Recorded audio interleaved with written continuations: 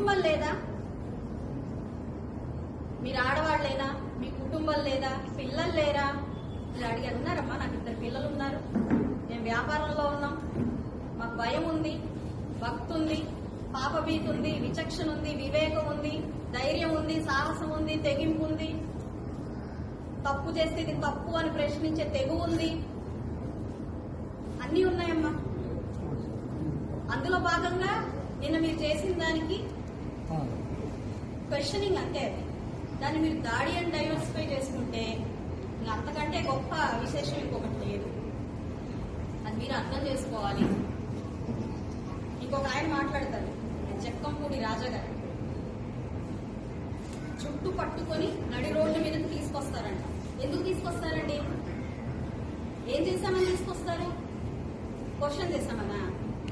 లేక అసెంబ్లీలో ప్రజా సమస్యలు తప్ప బూతులు మాట్లాడలేదని తీసుకొస్తారా? దేనికి తీసుకొస్తారు?